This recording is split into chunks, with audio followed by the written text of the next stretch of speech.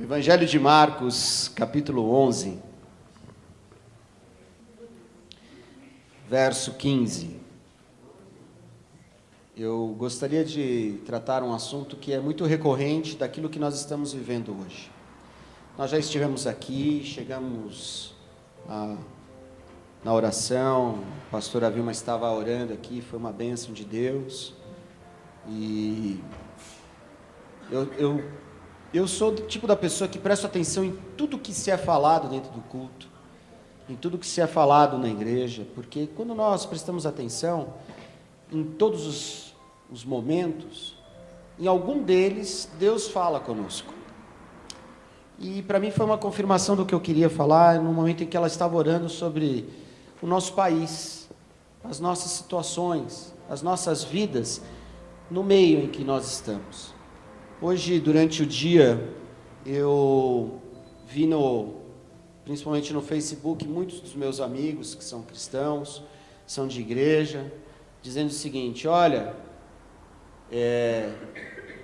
cristão não entra em baderna, tem que orar. E aí eu não quis responder a alguns deles, porém eu concordo que nós não entramos em badernas, mas nós não devemos só orar. E o grande problema que nós vivemos hoje é que somos pessoas tão acomodadas, e a gente vê essa acomodação, né, no simples fato da nossa própria casa. Eu casei, 5 anos de casado, e eu sempre fui muito acomodado nas questões da casa. Eu sou do tipo da pessoa assim que pago para fazer. Se está lá um problema, eu vou lá, pago e não quero eu meter a mão na massa para fazer. Vamos trocar uma lâmpada? Eu troco, mando alguém trocar a lâmpada. Eu sou mais ou menos assim. Não é? Acomodado. E esse ano não, eu tomei uma decisão para mim mesmo. Poxa, eu sou tão proativo para tantas coisas, né? Eu não tenho medo de carregar a cadeira, não tenho medo de carregar a mesa, não tenho medo de vir aqui e fazer as coisas da igreja. Por que não trocar uma lâmpada de casa? Por que não fazer as coisas de casa? Esse ano eu comecei a fazer. Fui lá, instalei o negócio da TV que era para pôr, mexi na cozinha, comecei a fazer algumas coisas, eu me senti bem. Eu saí daquela zona de conforto. E eu acho que todo cristão é assim, ele precisa sair da sua zona de conforto. Ele precisa aprender que muitas vezes as coisas não acontecem na vida e não caem as coisas do céu como a gente acha que tem que cair. E o simples fato de um cristão chegar para mim hoje e postar tão abertamente no Facebook: olha, cristão não entra em baderna, cristão ora, quer dizer, ele está errado. Ele está errado porque ele está simplesmente ficando na zona de conforto. E eu quero mostrar isso para você, através dessa parte onde Jesus, logo após a sua entrada triunfal em Jerusalém, ele vai ao templo. E lá no templo ele encontra uma situação que não era muito agradável. Verso 15, Evangelho de Marcos, capítulo 11, diz assim: E foram para Jerusalém. Entrando ele no templo, passou a expulsar os que ali vendiam e compravam. Derribou as mesas dos cambistas e as cadeiras dos que vendiam pombas. Não permitia que alguém conduzisse qualquer utensílio pelo templo. Também os ensinava e dizia: não está escrito, a minha casa será chamada casa de oração para todas as nações? Vós, porém, a tendes transformado em covil de salteadores. E os principais sacerdotes e escribas ouviam estas coisas, e procuravam um modo de lhe tirar a vida, pois o temiam, porque toda a multidão se maravilhava de sua doutrina. E vindo à tarde, saíram da cidade. Amém? Puxa, o que tem tudo a ver essa palavra com o que nós vivemos hoje? Vivemos hoje uma tentativa de uma greve geral no Brasil. Eu sou muito favorável à greve, viu, amados? Eu sou meio reacionário em algumas coisas. Desculpa dizer, mas eu não acredito que o Brasil possa ser conduzido da forma que está sendo conduzido. E eu sim sou um cristão em que acredito no protestantismo. E quando eu falo protestantismo, não é na parte religiosa, mas na questão de protestar, porque nós precisamos protestar. Jesus entra no templo e ele protesta contra tudo aquilo que estava acontecendo. Um pouco antes nós vamos ver um exemplo lá em Cafarnaum, de que Jesus, ele indagado na chegada, ele e os discípulos, ele é indagado se ele teria que pagar o imposto do templo, porque naquela época se pagava um imposto no templo. Os judeus cobravam isso, eram 2 dracmas. E aí ele pergunta a Pedro: Pedro, o que tu achas? Devemos pagar ou não o imposto? E aí Pedro responde a ele: eu acho que sim. E Jesus fala: mas esse imposto que nós devemos pagar são para aqueles que estão de fora ou para os filhos? E aí Pedro fala: não, para os de fora. Bom, então os filhos não teriam que pagar.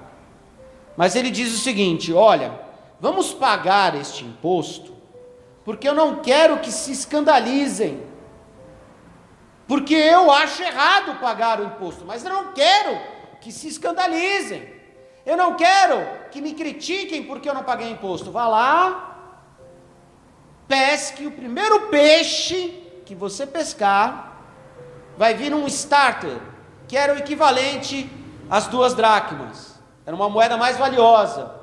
Pegue essa moeda e pague então o imposto. Interessante que não foram 2 peixes, ou 3 peixes, ou 4 peixes com moedas, apenas um peixe e o primeiro peixe.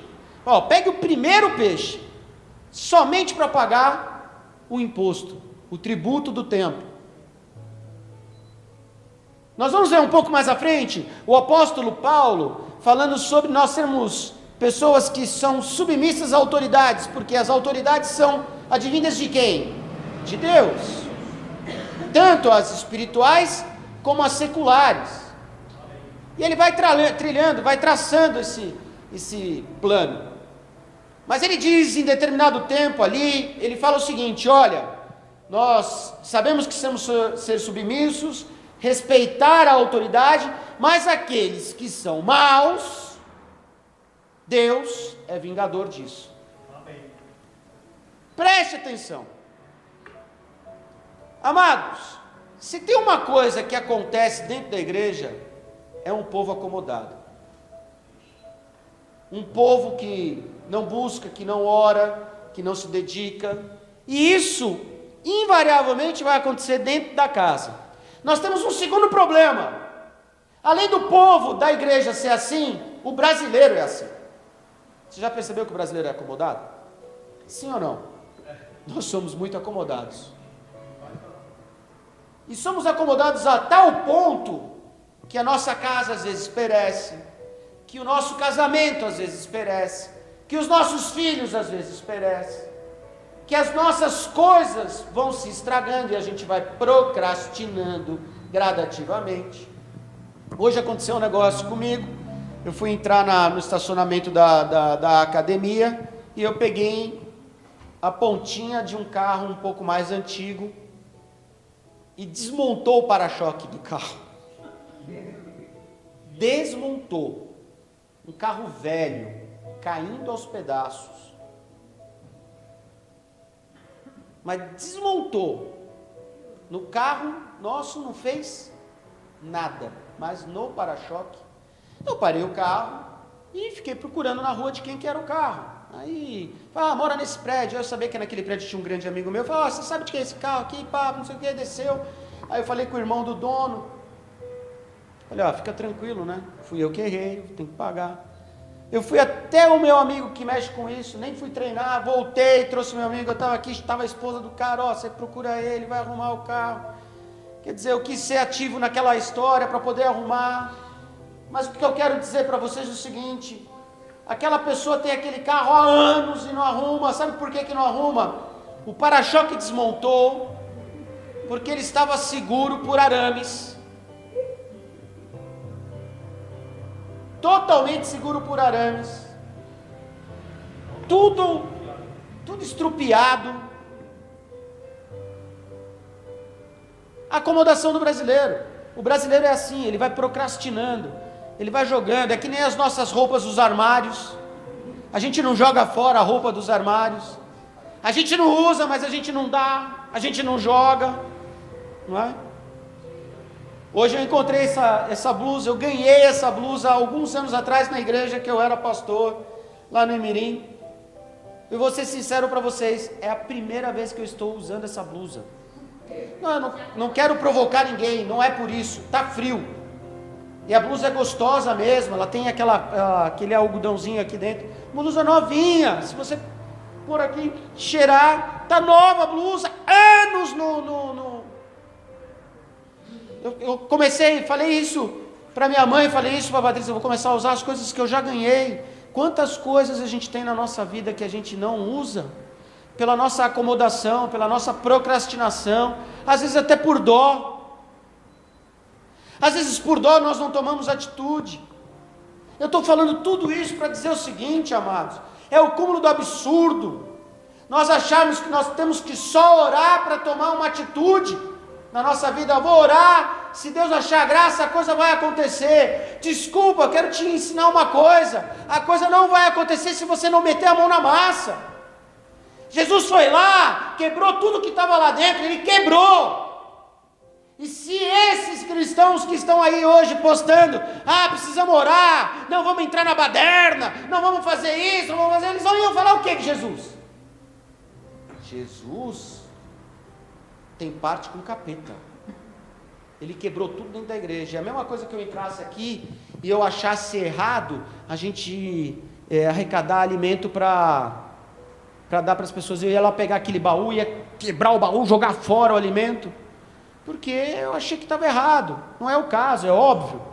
Mas se eu chegasse aqui e fosse uma coisa errada e fizesse isso, as pessoas iam falar que eu estava encapetado. A mesma coisa esses cristãos de hoje.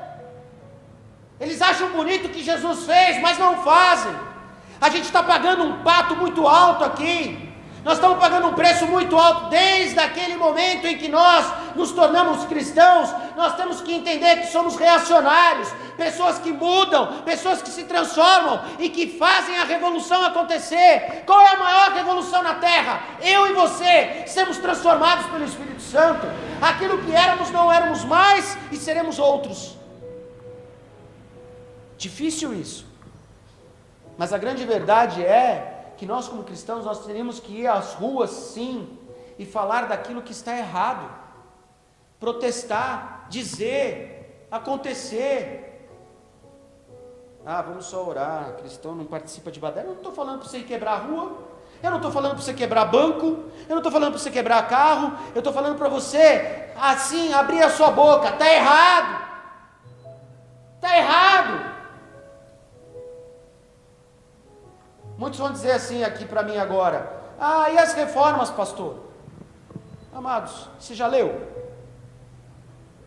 Você leu sobre a reforma trabalhista?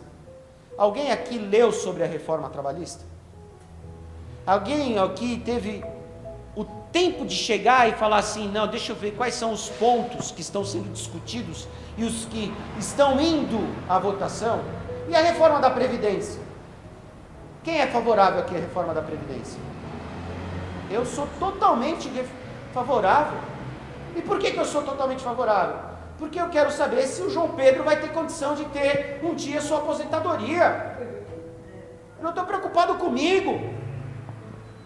Estou preocupado com meu filho, com meu neto quando ele vier. Agora, eu falo por mim que já tive empresa, já tive 60 pessoas trabalhando comigo. Hoje nós somos em 4, tudo sócio, um entre o outro. Não tenho mais funcionário. Sabe por que eu não tenho mais funcionário? Porque o Brasil está acabado. O Rio de Janeiro tem previsão de 30 anos para voltar a ser o que ele era. 30 anos. O Rio de Janeiro é o país com mais cristãos evangélicos, sabia disso? Na sua proporção é o estado com mais cristão evangélico. Vamos orar, pessoal, não vamos deixar para lá, vamos orar pelo Cabral, vamos orar pelo Grautinho, vamos orar por não sei quem. Amado, você tem que orar sim, mas você tem que pôr o pé na rua, você tem que trabalhar, tem que sair da acomodação, tem que protestar sim, tem que pôr a boca no trombone. Está errado. Jesus mostra isso para nós. Está errado. Papinho besta, vai orar. A gente já não ora, irmão. Se você não ora, então tem alguma coisa errada com você. Porque se você já não ora, está complicado. Porque eu já saio de casa orando. Eu volto para casa orando. Onde eu estou orando. Orar tem que ser algo que é uma essência nossa. Agora, eu como cristão, eu tenho que sair da minha acomodação. É inadmissível a gente ver os cristãos acomodados, parados no templo. Uma vez na convenção de pastores, pastor Jefferson, foi muito engraçado. Muitos anos atrás, nessa convenção de pastores, a gente estava conversando, não se sinta mal que eu vou falar, tá bom? E nós estávamos falando sobre pastores que estavam bem acima do peso. E isso teve uma discussão monstruosa na convenção. Sabe por quê? Porque tinha tanto pastor acima do peso, com problemas sérios de saúde, e que a gente estava discutindo por que esses pastores estavam acima do peso e com problemas sérios de saúde, porque estavam acomodados. Eles iam para a igreja, não faziam mais nada, não faziam esporte. Alguns ficavam só assíduos nos cultos, nem ir mesmo fazer atendimento pastoral, mas nada, acomodaram-se com as coisas da vida, acomodaram-se com aquilo que estavam vivendo. Sabe, amados, nós como cristãos, nós queremos a transformação do mundo. Do quê? Através da salvação em Cristo Jesus. Porque quando a pessoa ela aceita Cristo, ela tem que mudar. Ela não pode ser mais a mesma. Ela tem que ter uma metanoia, uma transformação de mente. E a gente fica aí, quietinho, aceitando tudo. O brasileiro é um bicho besta. A gente aceita tudo. Tanto aceitamos tudo, que é uma grande probabilidade do barbudo, o sapo barbudo, ser candidato à presidência ao ano que vem. Eu estava lendo e depois eu ouvi naquele programa 3 em 1 da Jovem Pan, que eu nunca tinha ouvido, né? Pela primeira vez eu ouvi voltando lá de Campos, esse programa, e eles explicando que se não houver a condenação rapidamente dele, a segunda instância não vai dar tempo de condená-lo, ele vai ser ficha limpa e ele vai ser candidato à presidência. Arrisca ele ser presidente do Brasil novamente. E aí, se ele for presidente do Brasil novamente, ele está com foro privilegiado, mesmo com a aprovação do novo foro, porque são só 3 que podem ser presidente do Brasil, presidente 4, né? Presidente do Brasil, do Senado, da Câmara e do Supremo Tribunal Federal, que vão ter foro privilegiado. Ele vai ficar mais 4 anos sem acontecer nada com ele. E nós brasileiros continuamos assim, numa boa. Tá bom assim, continua assim. Assim será. Saiu uma notícia hoje, que a região norte do Brasil, vocês sabem qual é a região norte do Brasil? Amazonas, Pará, Acre, Rondônia e Roraima, e Tocantins agora, certo? Muito bem, e Amapá. Eles estão programando, ou tentando, eu não sei se é um referendo ou um plebiscito, para a separação do Brasil. Eu vou morar lá se o Lula for presidente. Já vou avisar minha esposa que eu vou para lá, lá em cima. Já tentaram aqui a Revolução Constitucionalista de 1932, ela tinha essa ideia de fazer a separação de São Paulo, Minas, São Paulo, Paraná, né? Eu não lembro agora.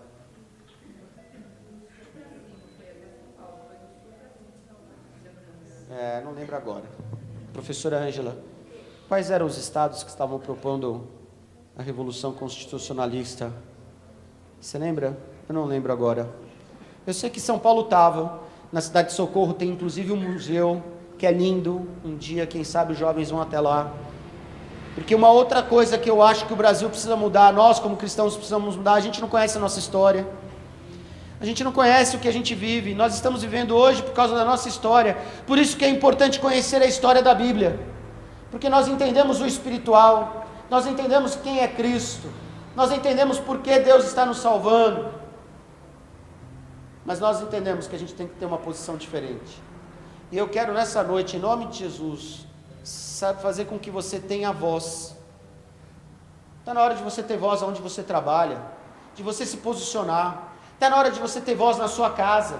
Às vezes o pecado está dominando lá, às vezes os problemas estão acontecendo. Por quê? Porque você é um bruta de um acomodado. Pergunta para a pessoa do seu lado aí, você é acomodado? Hã? Nós temos que sair da nossa acomodação. Porque, amados, eu sei que nem, por exemplo, hoje, um friozinho desse gostoso, seria bom estar aonde? No sofá, cobertor, talvez um filmezinho, um Netflix da vida, seja lá como for, mas estamos aqui hoje. E por que estamos aqui hoje? Porque Deus chamou você e a mim a termos uma voz ativa, uma voz, como diz a palavra, a voz que clama no deserto. Nós somos as vozes que podem clamar no deserto. Imagina se todos nós aqui nos propuséssemos a realmente a ser essa voz que clama. Como é que seria? Desde a nossa casa. A gente tem que mudar. Parar de ter medo. Medo do quê? Você vai ser preso por você ter opinião? Não. Tem gente pior aí que não está sendo preso.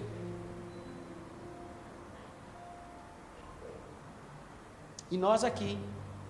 E a gente ouvindo as pessoas falarem, vamos orar. Vamos orar. Vamos orar, amados. A gente tem que orar mesmo. A Bíblia ensina a orar e sem cessar. A Bíblia ensina, ore sim pelos governantes, sim. Mas a Bíblia ensina, se posicione. A Bíblia ensina, ande, caminhe.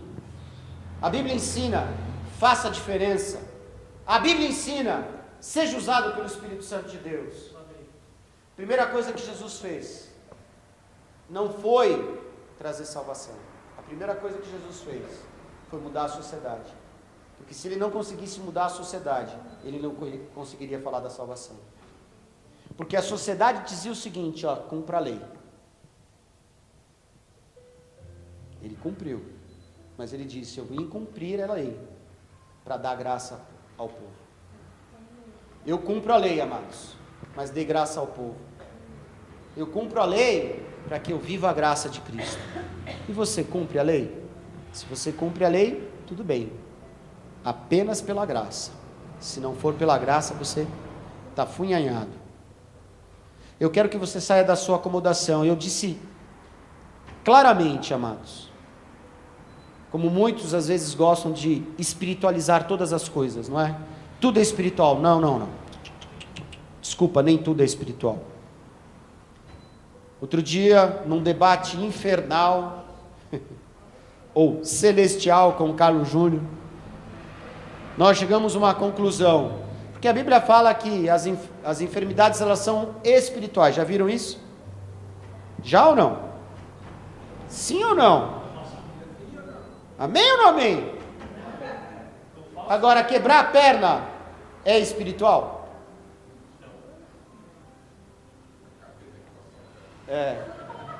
Estou jogando bola, estou me proporcionando a jogar bola. Numa dividida eu quebrei a perna, foi espiritual. O capeta usou o cara lá para quebrar minha perna. Não. Nós erramos porque não conhecemos às vezes. Agora, Deus está dando a oportunidade para você nessa noite a conhecer a um cristão verdadeiro que tem que ser você, que é sim protestante das coisas erradas. Você é protestante das coisas erradas. Eu protesto contra o mal. Eu sou a voz que clama no deserto contra o que está errado. Tem alguma coisa errada na sua casa? Sim ou não? Tem. Você tem que protestar contra isso. Como é que você protesta? Primeiro orando. Depois, agindo. Se você não agir, as coisas não vão acontecer. Outro dia chegaram para mim e falaram assim, eu achei muito engraçado: pastor, você me ajuda em oração? Eu queria que fulano viesse para a igreja. Eu falei, ótimo, ajudo. Você já convidou? Não, eu tenho medo. Só orar não vai dar. Se você não demonstrar Cristo na sua vida e o convidar, não vai acontecer. Deus vai usar você para que as coisas aconteçam. Você quer que a sua casa mude? Ore, mas faça a sua ação. Faça com que você seja uma pessoa usada pelo Espírito Santo de Deus. Nós somos verdadeiramente muito acomodados. Eu sei que é cultura brasileira, mas a gente pode mudar. Eu posso mudar, você pode mudar. Vote em mim. Eu vou sair candidato a vereador. Gostaram? Fiz uma boa campanha. Eu não estou pedindo voto. Estou pedindo que você seja usado pelo Espírito Santo de Deus. A partir da sua casa. Saia da acomodação. Ah, pastor, mas está tão difícil. É difícil mesmo. E sabe por que é difícil? Porque eu sou difícil e você também é difícil. Você pensa muita coisa e as outras também pensam. O problema é que nós não agimos. E quando nós não agimos, nós perdemos. Perdemos muito. Pastor, não é do meu feitio. Não é do seu feitio o quê? Você não aceitou Cristo? Cristo não está em você? É do seu feitio, sim, ser transformado pelo Espírito Santo. É do seu feitio, quando estiver tendo alguma coisa errada, você chegar naquele ponto e falar assim, isso é errado. Eu não podia muito bem ter ido embora, bati o carro, ninguém viu. Ninguém viu. Não podia ter ido embora. Não fez nada no meu carro. Podia ter ido embora. Eu podia pensar o seguinte, olha, está destruído já o para-choque. Ele tinha que arrumar mesmo. Sobrou para mim arrumar. Eu tenho que arrumar. Fui eu que bati. Caiu comigo. Nós temos que, em nome de Jesus, sairmos da nossa acomodação. Aquilo que é errado, criticar o errado, falar, pôr para fora. Qual é a sua opinião? Eu não estou aqui querendo falar para você que você tem que entrar num partido, que você tem que chegar lá e falar fora Temer. Eu acho que a nossa posição como comunidade não é ir para um lado. Ó, pessoal, eu sou do PSDB. Ó, pessoal, eu sou do PT. Não, eu sou de Cristo. E por ser de Cristo, não importa quem esteja lá, eu vou orar por essa pessoa, mas eu quero que ela haja conforme aquilo que é certo diante de Deus. E se aquilo que é certo diante de Deus está sendo questionado ou feito errado lá, eu tenho que criticar. Eu tenho que falar. Eu tenho que me posicionar. Que dia que é, amor? 22 de junho, sei lá, que dia que vai vir a... Julho.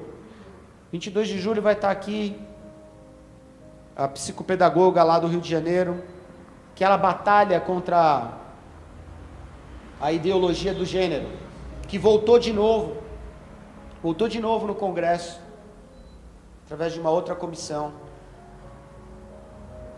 Eu vou ser sincero, amados, essa turma do GLTB, esses aí, LGBT, eles são muito mais atuantes do que nós cristãos. Eles estão de todos os jeitos tentando fazer de todas as formas. Mostrar para o mundo que a criança ela que decide se ela vai ser homem ou se ela vai ser mulher. Por isso eu estou sim trazendo para cá uma pessoa para falar isso, e eu vou pôr uma faixa aí. Porque nós como cristãos nós temos que falar qual é a verdade. Porque hoje tem igreja disso. E seu filho, e sua filha? O que você fala para eles? O que você demonstra? eu demonstro o que é certo diante de Deus. Eu tenho que ser uma pessoa que quebra mesa, que quebra cadeira se for necessário, não badernar. E quando eu falo quebro mesa, quebro cadeira, não é ir lá quebrar um banco, quebrar um carro.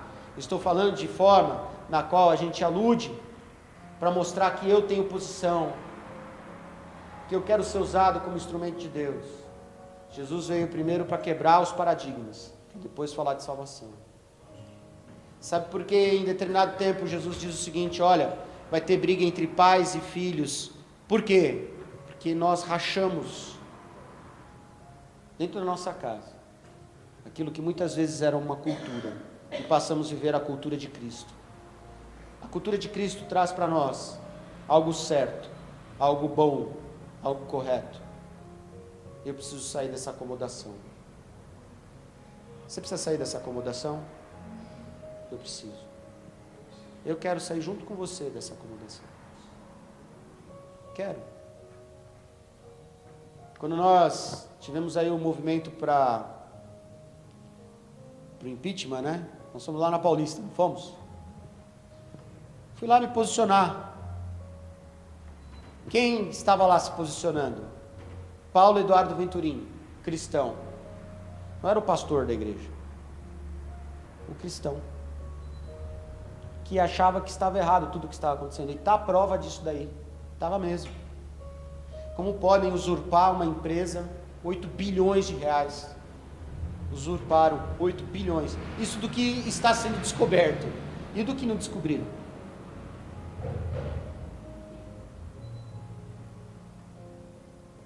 Amados, é você que está sendo roubado. É você que está sendo lesado.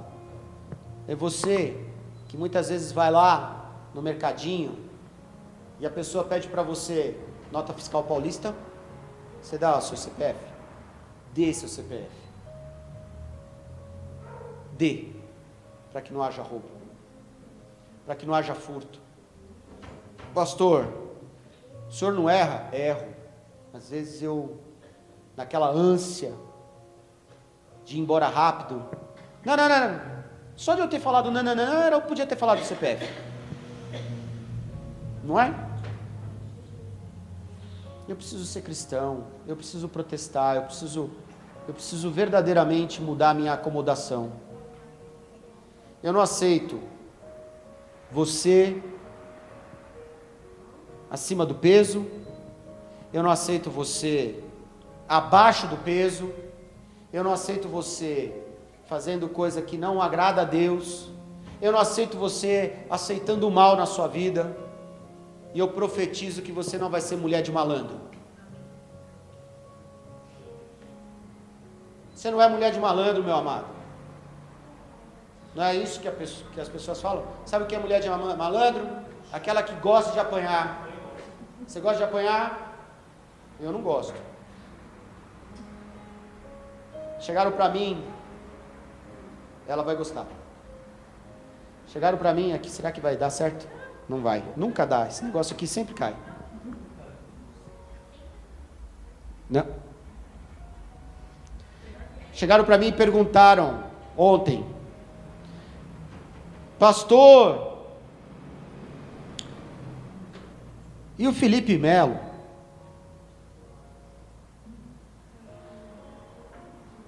Ficou sabendo o que o Felipe Melo fez? Terminou o jogo do Palmeiras e Penharol. Eu já passei por isso aqui na Vila Prudente uma vez, e outra vez lá no São Bento. Terminou o jogo, o Palmeiras foi bem, eu sou corintiano, mas eu tenho que reconhecer, o Palmeiras foi bem, ganhou do Penharol, bonito, na bola. Aí os uruguaios, já estava tudo programado, começaram a descer pancada nos caras, no Brás, no William, mas o alvo principal quem era? Felipe Melo. Tudo bem que ele fez a babaquice de ter falado, se for necessário dar tapa no Uruguai, eu dou, não sei o que, mas ele pediu desculpa, e eu não sei se vocês sabem, ele se converteu, está no processo de conversão, quer dizer, né? está batalhando. Ele disse que a vida dele melhorou muito por causa da entrada de Cristo na vida dele. Foram vários para cima dele. Fecharam os portões para que os jogadores, a comissão técnica, não saísse do campo. Os seguranças do Penharol batendo neles, os jogadores indo para cima dele. Aí veio um, e ele foi correndo para trás. Ele não estava batendo em ninguém, ele foi correndo para trás, e o cara vindo, e pá, e não sei o que, e aí quando ele começou a ver que vinham outros 4, o que ele fez? Alguém lembra? Pá! E saiu para trás. Quando ele deu a pancada, os outros que estavam vindo fizeram o quê? Pararam. Recuaram. Meu pai me ensinava uma coisa que era muito engraçada. Se um dia você estiver no campo de futebol, estourar uma briga, e eles todos vierem para cima de você, bata no maior.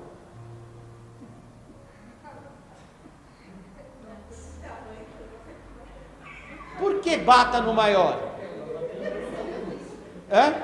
Por que bata no maior?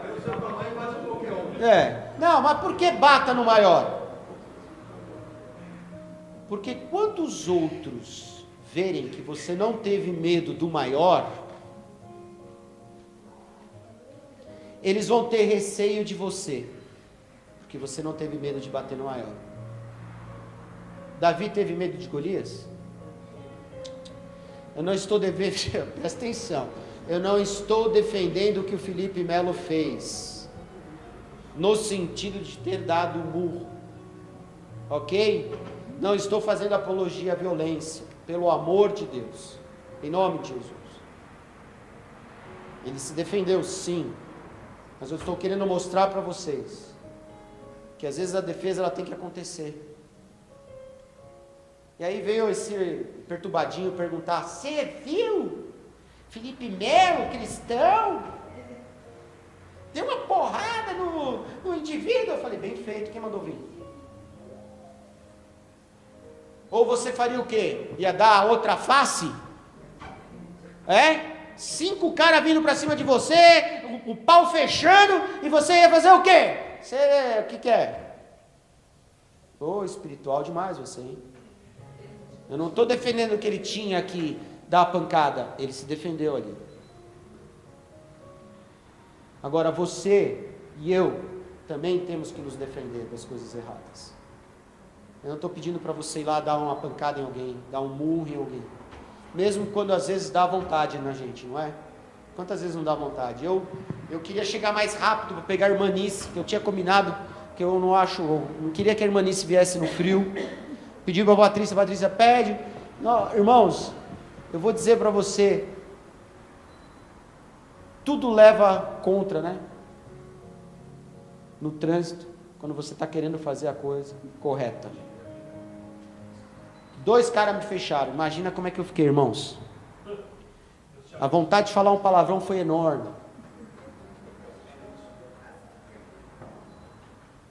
Graças a Deus que os carros têm buzina, que a gente vai na buzina. Amados, o que eu quero dizer para você é que a gente não pode aceitar mais as coisas como estão. Eu quero mudar a minha vida, eu quero sair da minha acomodação, eu tenho que sair disso. Em nome de Jesus eu profetizo que você vai sair da acomodação, que você não vai mais aceitar o errado, vai viver o correto, sim, e vai falar o que é correto. Pastor, vamos fazer então umas camisas aí, vamos sair na Paulista? Vamos? Por que não? Vamos fazer aqui na Moca. Vamos fazer a partir da nossa casa. Porque quantos não nos questionam? Quantos não nos questionam? E às vezes a gente fica em cima do muro. Eu tenho sim o muro das lamentações lá em Jerusalém, que a gente lamenta pelo pecado. Mas o meu muro é Jesus Cristo, que é o meu muro de proteção. Como aconteceu com Esdras, como aconteceu com tantos outros. Que Deus faça isso conosco hoje. Em nome de Jesus, saia da acomodação a partir da sua casa. E você verá a glória de Deus. Eu profetizo a tua vitória em nome de Jesus. Não tenha medo não de falar. Não tenha medo de se posicionar. Se você estiver falando através da luz da palavra, do que é certo, Deus honrará você. Deus é o nosso vingador na justiça, não na injustiça. Na justiça. E isso vale para tudo na nossa vida. Para tudo. Para tudo. E eu sei que Deus vai nos honrar se nós fizermos isso. Em nome de Jesus, eu peço a tua bênção, Senhor, sobre todos que vieram aqui essa noite. Honra, Senhor, a presença, a vinda de cada um deles. Senhor, tira-nos da acomodação, daquilo que muitas vezes nos prende a este mundo. Nos faz, Senhor, com que nós não nos atentemos a falar o que é correto. A partir da minha casa, Senhor. A partir do jeito que eu sou em casa. Às vezes eu mesmo procrastino tantas coisas, Senhor. Me ensina a tirar isso, Senhor. Me tira disso, Pai, em nome de Jesus. Eu peço também, Senhor, que isso venha para tudo na minha vida. No meu trabalho, com os meus amigos, com as situações que aparecem. Senhor, em nome de Jesus, dá a esse povo uma fala diferente, uma produção diferente. Senhor, nós precisamos sim estarmos indo protestar contra o pecado, contra o erro, porque assim, Senhor, as pessoas verão a glória e a graça sendo manifesta em nós. Nós brilharemos. Pai, em nome de Jesus, eu peço que o Senhor nos ensine, como Jesus. Jesus, Ele falava, Senhor, o que era necessário. Por isso, Pai, eu peço a Ti, nos dê esse espírito de ousadia, de coragem, e que isso seja com a minha esposa, com os meus filhos, isso seja, Senhor, com todos aqueles que estiverem ao meu redor, em nome de Jesus, é o que eu lhe peço e lhe agradeço. Amém e amém. Amém? Que Deus nos dê graça e sabedoria todos os dias.